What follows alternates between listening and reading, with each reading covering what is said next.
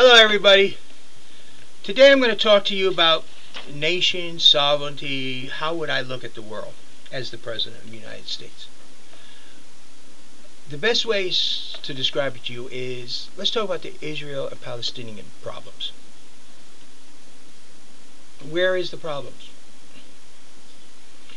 Too many fingers in the pot. Too many nations telling everybody what to do. Will I defend the right for Palestine to exist? You better believe it. I will 100%. Will I defend the right for Israel to exist? Again, you better believe it 100%. Israel is our ally. And so is Palestine. So how can I be that way? Well, to solve the problem, first we need all the nations to back out, and especially the UN. The UN is a total failure, a corrupt, inefficient pile of politics and nothing more. It cannot do in the slightest degree what it was designed to do. So get the UN out of there. Other nations out. Leave it to the Palestinians and the Israelites.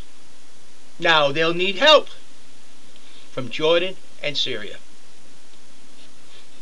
Why do they need help? Because the bottom part or the southernmost part of Palestine and the part that's around Jerusalem needs to be joined together. They need just some land, maybe 10 miles wide, going from the strip up towards Jerusalem, so that it's one country. And they do have a seaport, not landlocked. Now Jordan, you say you're all for a peaceful solution. I say, put your feet where your mouth, stand up, put your butt up there. Be factual. Now what about Jerusalem? Why does Jerusalem have to belong to one country or the other? Look at what Jerusalem is and how many centuries different countries fought over it. Why? Why can't Jerusalem, like the Vatican, be a completely independent city unto itself, in which all religions exist harmoniously together? Why can't they? I mean, after all, if the religions of the world cannot exist harmoniously together, how do you expect the nations of the world to do so? Jerusalem should belong to no nation, and yet to all. Let the Oriental religions put their beliefs in there also. Make it the religion capital of the world. Honoring God, no matter what name we use it. Jerusalem will be God's city. No one else's. It belongs to no country, no nation, nothing. It is free and independent. And no political, none, will have control over it. What's wrong with that? What's wrong with Palestine having a nation of their own? What's wrong with Israel? Will I defend both of them? Yes, I will. Just like as president, I will defend North Korea's right to exist to my very death. South Korea, I will do the same for you. Let North Korea try to invade South Korea? It ain't going to be happening. Let South Korea try to invade North Korea? That's not going to happen. How can I say that? Because I truly believe that is the people of the nation's responsibility to choose their government. Now some of you say, oh, but they got these thugs with guns. Those people who are holding those guns are people. They only have people who are willing to be the thugs with guns. You give me all the guns in the world, every single one. Give one person, give 3 people, any 3 people, 3 guns. And just give me all the rest in the world, all the rest of the weapons. Stack them up, and they're all mine.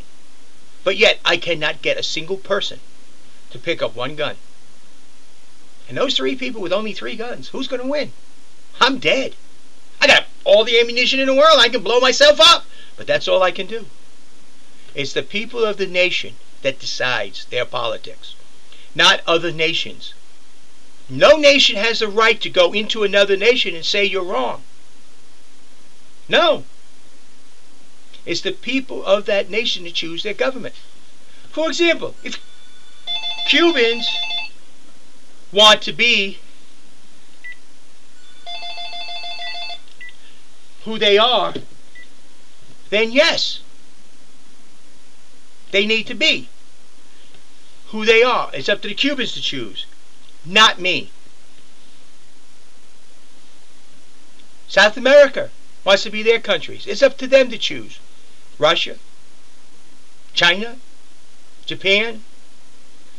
See, we have a problem in the United States. We're in a leadership position and we don't know how to go. The truth is we must accept. Like we accept each other, we must also learn to accept each nation.